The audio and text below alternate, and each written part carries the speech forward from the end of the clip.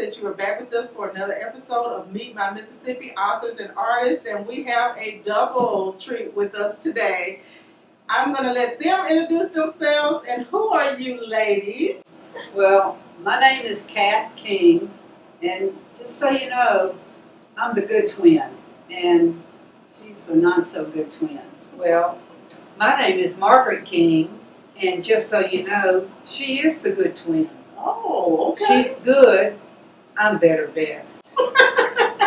You always say that. I've heard you say that many times. We are authors and entertainers, and we're even rappers. So we have a wonderful time. We've written books, and we now have written 2 songs. One of them has gone national to every radio station in America. Oh my goodness, that is wonderful. What's the name of that song? It's called Colorblind. Okay, great. It is so wonderful. It's all about what Josephine, we'll talk about Josephine in a minute, what she taught us when we were little. Mm-hmm. She was 16 when we met her, we were 9. And she was a caregiver for our great-grandmother in Vicksburg, Mississippi in 1957. Mm-hmm. And what she taught 2 little brats was respect, that one person has for another regardless of skin color. Wow. We never forgot it. We never forgot her, and we wrote a whole book about our experience with her. And this song, Colorblind, is in honor of Joe. That is wonderful. Hopefully we'll get a little clip of that in there. We'll try to put that in with it. So now, every time I do an interview, I always kind of go back and try to decide, where did I meet these people the first time? I'm thinking that we met at Southwest College. Northwest. When they did their Arthur Rodeo. Is that the first time? That's the first time we met you and Merle Temple. Okay, great. And I was like, oh my goodness, all of us had like 10 minutes or 5 minutes to do a little thing.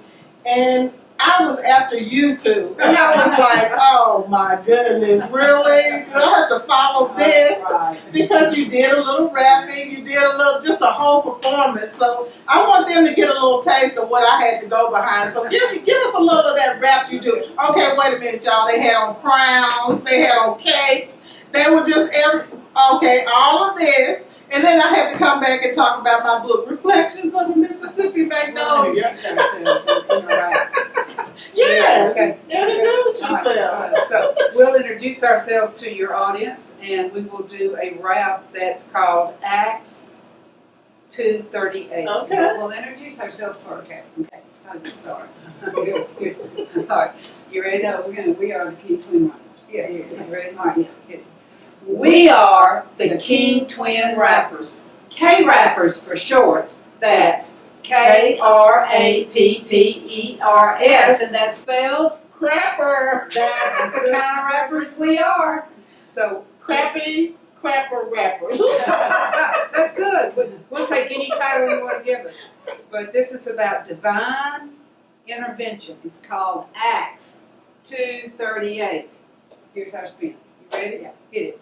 Here's our spin on a funny joke about some old sinful bloke coming home from church last Wednesday night. A set of old twins opened the door and turned on the light. And to their surprise, an intruder stood inside, holding their treasures in his hands. They knew instantly his ultimate plans. Acts 2:38 was their command. They said it with such conviction that the thief froze in place. Not a muscle did he move as the twins called the police. As he cuffed the thief, the cop wanted to know, why did you just stand there? Why didn't you go? Those old ladies are harmless. Just quoting you scripture. You could have escaped without a capture. Scripture! Shouted the thief, shock on his face. He knew he'd been had. Surrendering in disgrace. Can't believe I got caught. I took the bait. I thought those old ladies had an axe and 238s. That's a wrap. Love y'all. I love that. I love it. Okay, so y'all see, how am I going to talk about my book after this whole performance? And they had more of that and more stories. So this is where we started. Which is Which? Tell us about that book first. All right, Which is Which? The first book is Y'all Twins. Okay, yeah. So Y'all Twins, and this one's you won't have fast on the heels of Y'all Twins. They're both about our childhood experiences growing up in Oxford, Mississippi, is identical twins and getting away with everything we could get away with. Why? Because we could, and we did. 2 stories in each book have they're about William Faulkner. And so the first time we ever met William Faulkner, and then the last time we saw him on the square when we were about 8 or 10, we saw him after that, but that was our really last encounter with him. And he loved to play the game of which is which. And y'all twins, is that in there about William? Let me see. Now, y'all twins, is it in there about the William Faulkner? 2 stories. Okay. 2 Now stories. tell us the story, a little bit of the story of that. Well, the one that really comes to mind more than any other is when Margaret and I were on the square. I think we were probably about 10 or 11 years old, and we saw coming through Faulkner Alley William Faulkner. Oh my goodness. And I never really remembered his name. And I said, "Oh, Margaret, there comes Mr. What's his name?" And Margaret says, "Mr. Faulkner, can't you remember his name?" And I said, "You know, he's always trying to tell us apart. Let's see if we can fool him this time." So I had a marble in my pocket, and I said, "Here, you take this marble, and we're going to make a bet with him that he can't tell us apart." And I said, "And you do a lot of the talking, because I think he can tell us apart because I do all the talking." So as he approached, we said hello to him. "You want to pick it up?" And so once we said hello, we said, "Mr. Faulkner, we bet you can't tell us apart today." And then she jumped right back in. And she says, "I have a marble I'll bet with. What have you got?" And he reached into his breeches pocket, overalls, and pulled out a penny. And Kat says, "Well, it's not as valuable as my marble, but that's okay." And she keeps talking on and on and on. And so finally he puts his hand on her and says, "Well, Catherine, I believe that marble belongs to me." And he took it. Oh my goodness. And we go around, and we were going to meet our dad at Leslie's drugstore. So we go in to the back where they're having coffee, and there is William Faulkner sitting with our father. And my brother Bill was there. He's only 11 months older, and he liked to get us in trouble. So we go back there, and my father introduces us to William Faulkner, and William Faulkner brings out this marble, and he says, "I have a marble here. Would y'all like to have it?" And our brother Bill said, "Oh, Kat, that looks just like your marble. Is that your marble?" And so we said, "Oh, thank you, Mr. Faulkner," and we took the marble that he had given us, and we just turned around and walked away. That is amazing. He was always very kind to us. Okay. What kind of person was he? What personality did you get from him? We feel like he just loved children. He seemed to love us. I don't know if he loved children or not, but he was drawn towards us, I think, maybe even because we looked. Everybody's drawn toward twins. Everybody is. But we think we kind of got from him that he loved animals, his dogs and animals. And horses. But he was a private person. Very. He didn't want to be in the public eye all the time. So, but we respected his privacy, and I'm sure I did. Yeah, Kat. The first time we met him we were 5 or 6 years old, and he would ride his mule, maybe exercise it around the circle in his buckboard. And we would climb on the back of the buckboard and get a free ride all the way to the end of the street, jump off and come back, and we just figured, he didn't know we were back there or knew all that extra weight was on there. But one day he saw us as he was turning the corner, and he pointed his finger at us, like, "Uh-oh, we've been found out." And that following Saturday, we were raking leaves, doing something in the yard, and here comes Mr. Faulkner. And so we sit down on the steps, and Mr. Faulkner was pointing us out To our father. Again. to our father. And my father comes over and he says, "Y'all don't worry, Mr. Faulkner." And of course, I just jump in there. I said, "Okay, Daddy, we won't do it again." And he had not even told Daddy because he came back around and told us that later that I bet you think I told off on you, but I didn't. Oh, So, but he was very kind to us. and that we is appreciated wonderful. it. Those are beautiful, priceless memories. They Oh are. my goodness. They are. You need to write a whole book just about Faulkner moments. You know what I mean? Now let's go back. Tell us where you were born, where you grew up, where you went to high school, college, things like that, because people want to know all that about these twins. Well, pretty much it's the same for both of us. We were born together. Mhm. I'm older, 25 minutes older, born in Vicksburg, Mississippi in 1948. And mother went home to Vicksburg to have her first 3 children. Mhm. See, our brother's only 11 months older. Mhm. And mother kind of denied she was even pregnant Mhm. With with these. And then she found out there were 2 of Oh them. my goodness. And we were delivered, we were girls, and she really only wanted boys, she said. But So what really, if you kind of go back and look at the situation, she had our brother on June the 11th, 1947. Mhm. September the 3rd, they celebrated their anniversary. Okay. And then we came 9 months later. That's what really happened.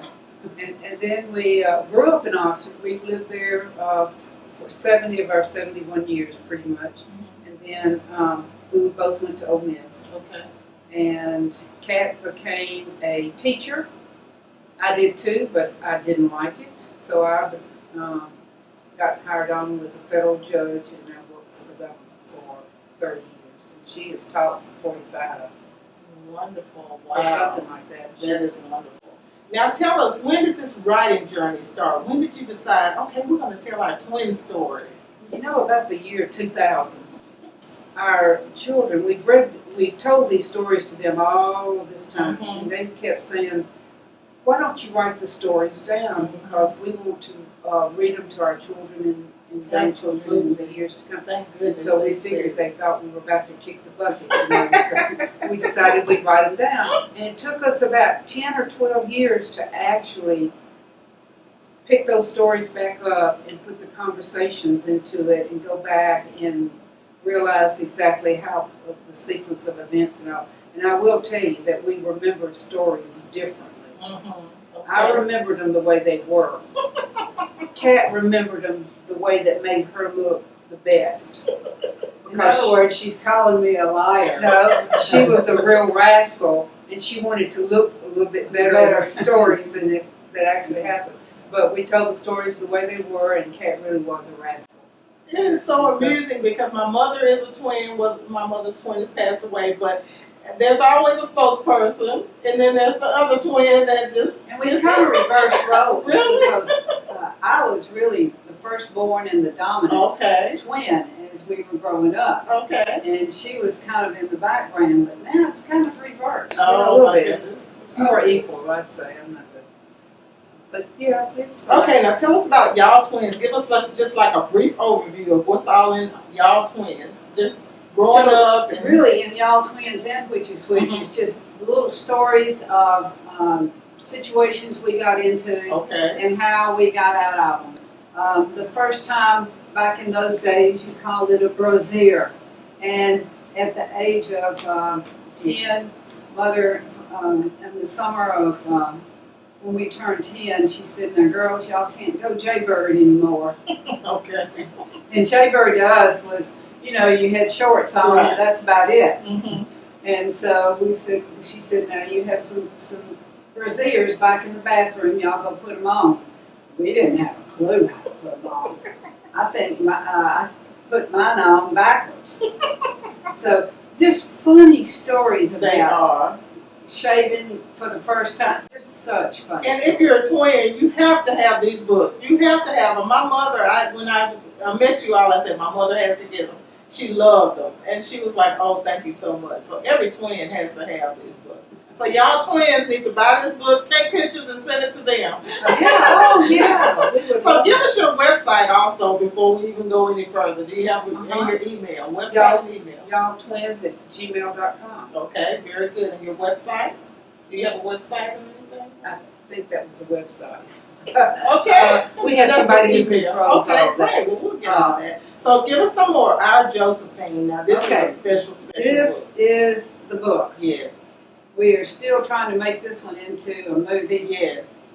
But Josephine, as Margaret said earlier, was our first African American friend. Mm-hmm. We met her in the summer of 1957 in a separate but equal society. Mm-hmm.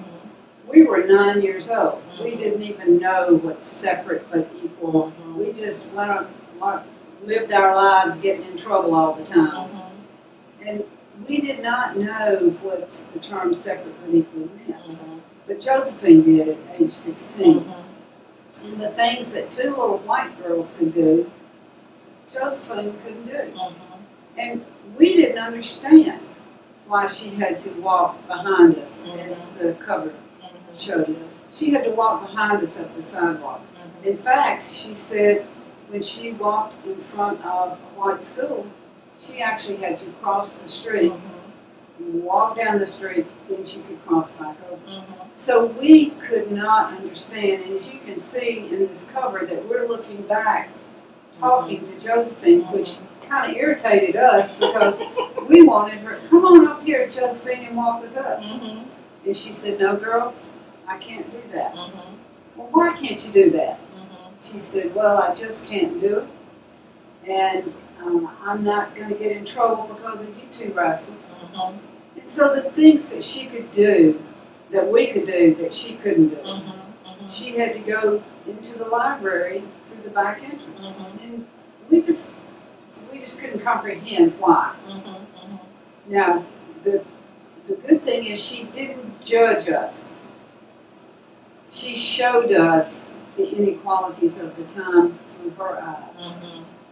So she would say, now I've got to go through this back door of the library, and said, no, we'll get you in the front door, come on. Mm-hmm. And no, she didn't want to get in trouble. Right. And we would try to pull her into our antics, but she knew that she couldn't. She Right. knew she could not get her family in trouble. Right. And you know the coin, pay it forward, Mm-hmm. was not coined back in 1957. Right.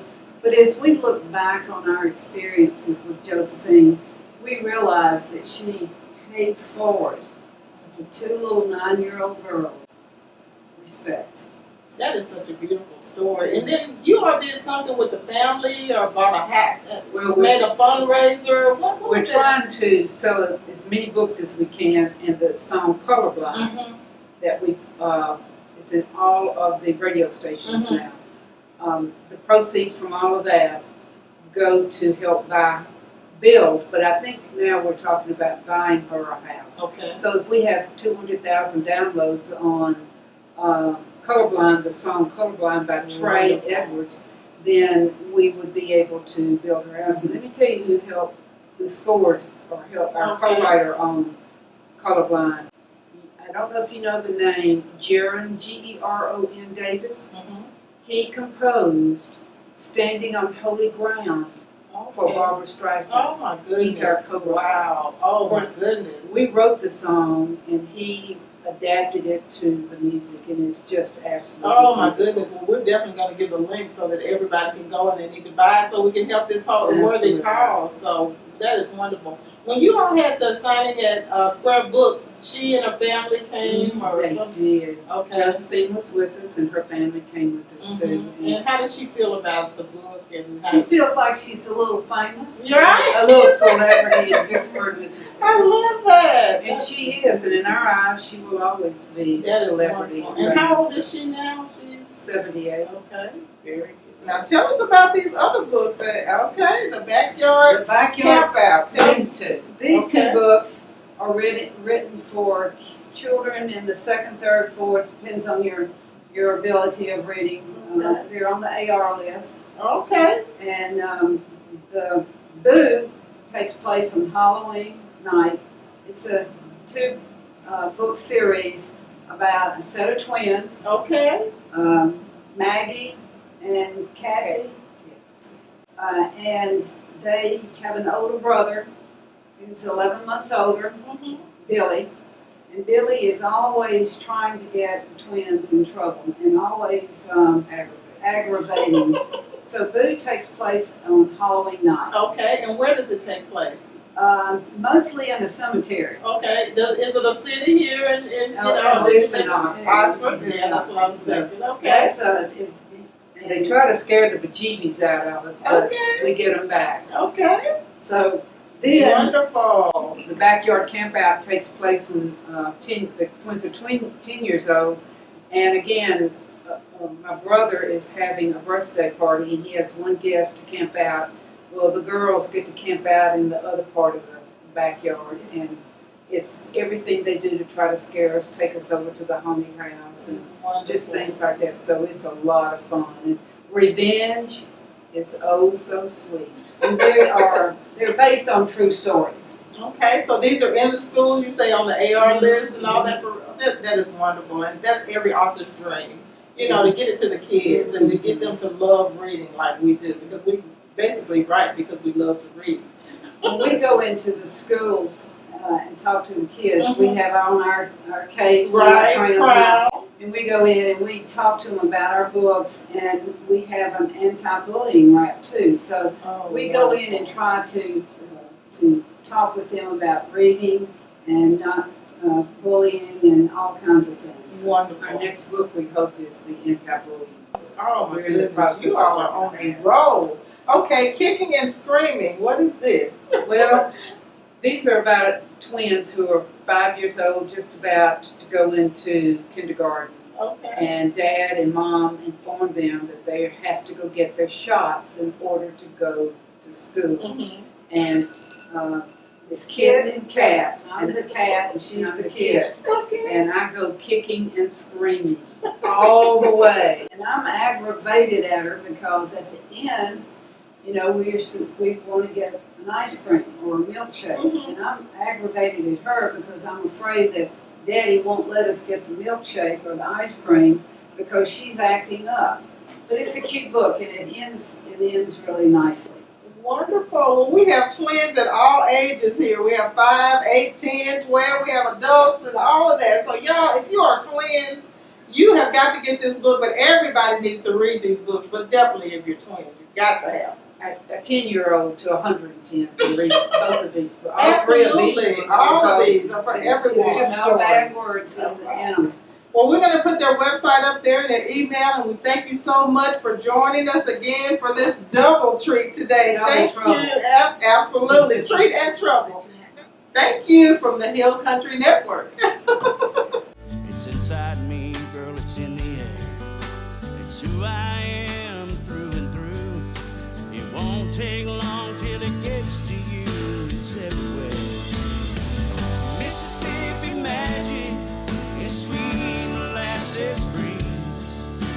God, country, family, that's what it means.